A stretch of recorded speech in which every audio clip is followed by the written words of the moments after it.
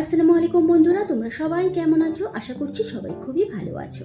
আজকে খিচুড়ির রেসিপি নিয়ে তোমাদের সাথে হাজির হলাম। খিচুড়ি অনেকেই অনেক রকমভাবে বানিয়ে থাকে আর সব রান্নায় খুবই ভালো হয়। আজকে আমি যেভাবে রান্না করলাম তোমাদের সাথে শেয়ার করলাম। আমার এই রান্না তোমাদের ভালো লাগলে আমার চ্যানেলকে সাবস্ক্রাইব করে আমার পাশে থাকার অনুরোধ রইল। এখানে 500 গ্রাম চাল ধুয়ে খুব ভালো করে রেখেছি। এখানে 5 রকম ডাল নিয়েছি, মটর ডাল, মুগ ডাল, মসুর ডাল, অড়হর ডাল, খেসারির ডাল। 5 রকম ডাল হাফ কাপ করে নিয়েছি, সম পরিমাণ করে মোট 500 গ্রাম করে নিয়েছি। ডাল খুব ভালো করে 2 থেকে 3 বার ধুয়ে পরিষ্কার করে পানিতে ভিজিয়ে রেখেছি। কাপের মাপটা দেখিয়ে দিলাম, এই কাপের হাফ কাপ করে 5 রকম ডাল নিয়েছি। এখন ডেকচির মধ্যে পানি গরম করতে দিয়েছিলাম, পানি হালকা গরম হয়েছে, এখন চাল দিয়ে দিলাম। চাল ভালো করে নেড়ে চেড়ে ঢাকা দিলাম।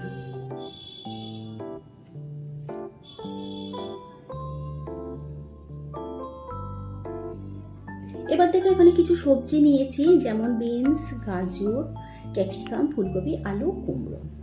তোমরা চাইলে তোমাদের মনের যেরকম ইচ্ছা সেরকম আরো কিছু সবজি অ্যাড করতে পারো। তো খিচুড়িতে সব রকম সবজিই চলে। এখন তেল গরম হলে সবজিগুলো ভেজে নেব। প্রথমেই আলু ফুলকপি ভাজবো, যেহেতু এগুলো একটু শক্ত ধরনের সবজি।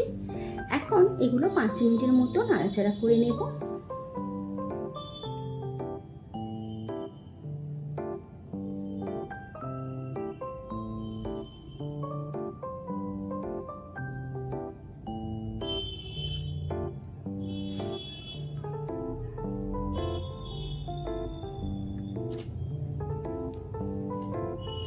মোটামুটি 5 মিনিট নাড়াচাড়া করা হয়ে যাবার পর বিনস আর গাজর দিলাম।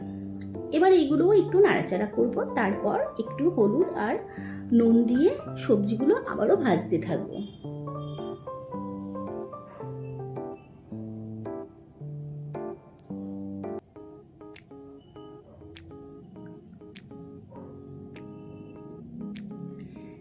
এখন কুমড়ো ক্যাপসিকাম দিলাম। এগুলো সব সবজি একসাথে ভালো করে ভাজতে হবে ততক্ষণ যতক্ষণ না সবজির গায়ে রং ধরছে। সব সবজি একসাথে ভাজতে থাকলে কি হয়, যেগুলো নরম সেগুলো খুব তাড়াতাড়ি গলে যায় আর শক্তগুলো শক্তই থেকে যায়। তো সেই জন্য একটু আগু পিছু করে সবজিগুলো ভেজে নিতে হয়। এদিকে ভাত হচ্ছে, দেখে নেব। দেখো, চাল টকবক করে ফুটে গেলে ভিজিয়ে রাখা ডাল দিয়ে দেব। এখানে খিচুড়ির জন্য ঘরোয়া যে চালের ভাত খায় সেই চালই নিয়েছি। গোবিন্দভোগ চালের খিচুড়ি যেমন ভালো হয়, ঘরোয়া চালের খিচুড়িও কিন্তু খুবই ভালো লাগে। ডাল দিয়ে আবারও ভালো করে নাড়াচাড়া করে ঢাকা দিলাম। এদিকে সবজি তো ভাজা হচ্ছিল, একবার দেখে নিলাম।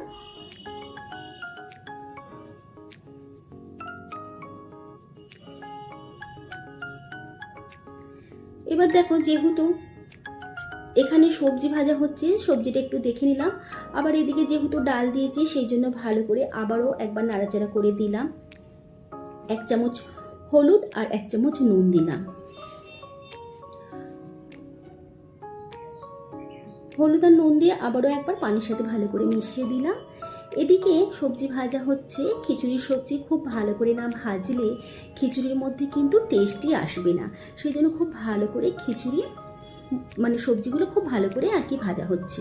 মাঝে মাঝে এদিকে দেখতে হচ্ছে, যেহেতু চাল ডাল ফুটে গিয়েছে সেই জন্য দেখতে হচ্ছে উতলে পড়ে না যায়। সবজি ভাজা হয়ে যাবার পর ফুলকপিগুলো আবারও একটু লাল করে নিলাম। এখন সবজিগুলো খুব ভালোভাবে ভাজা হয়ে গিয়েছে। এবার ভাতের মধ্যে দিয়ে দিতে হবে, তবে তার আগে ভালো করে দেখতে হবে ভাত 50% হয়েছে কি। এখানে চাল ডাল 50% সেদ্ধ হয়েছে, খুব ভালোভাবে দেখে নিলাম। এবার সবজিগুলো এই খিচুড়ির মধ্যে দিয়ে দেব। দেখো, এই সময় সব সবজিগুলো দিয়ে দিলাম ভালো করে। এবার ভাতের সাথে মিশিয়ে ওপর নিচ করে ঢাকা দিলাম।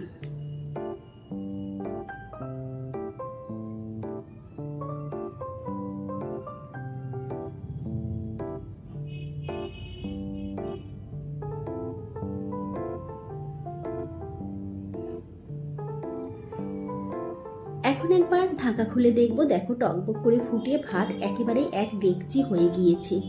আবারও ভালো করে উপর নিচ করে নাড়াচাড়া করে দিলাম।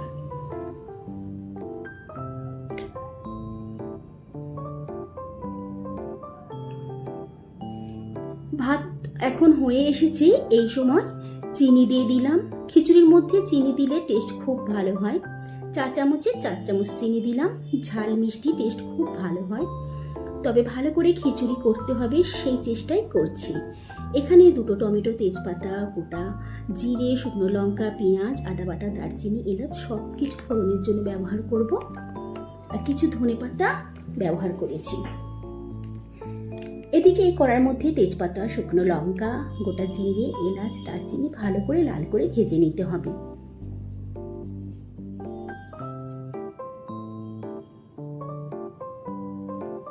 এগুলো কিন্তু লাল করে ভাজা না হওয়া পর্যন্ত এখন পেঁয়াজ দেবো না, খুব ভালো করে লাল করে ভাজবো, সুন্দর একটা গন্ধ আসবে, ততক্ষণ পর্যন্ত অপেক্ষা করব।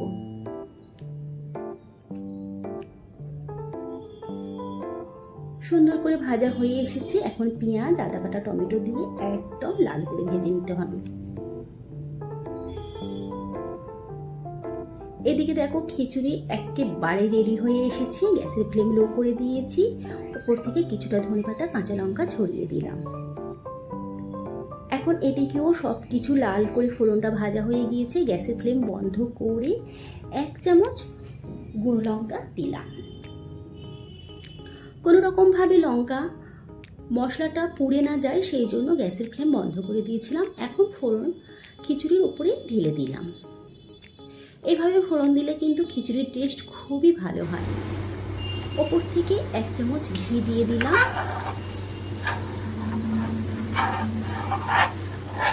এবার ভাতের কালার দেখো কত সুন্দর হয়েছে, দেখেই বুঝতে পারছো। খুব ভালোভাবে উপর নিচ করে নাড়াচাড়া করে দিলাম।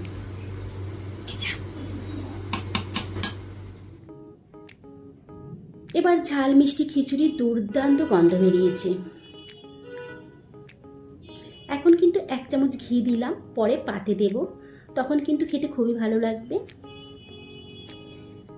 ঝাল মিষ্টি খিচুড়ির দুর্দান্ত গন্ধ বেরিয়েছে। চলো সার্ভ করে দেখাই। অসাধারণ টেস্ট হয়েছে। বাড়িতে আলু ভাজা, বেগুন ভাজা, আনারসের চাটনি, পাঁপড় সব কিছুই করেছিলাম। জমিয়ে খাওয়া হবে। তোমরা দেখেই বুঝতে পারছো খিচুড়ি কত মজা হয়েছে। তো বৃষ্টির দিনে এরকম খিচুড়ি কিন্তু খুবই ভালো লাগে। আমার এই রান্না তোমাদের ভালো লাগলে অবশ্যই লাইক, শেয়ার, কমেন্ট করবে। আল্লাহ হাফেজ।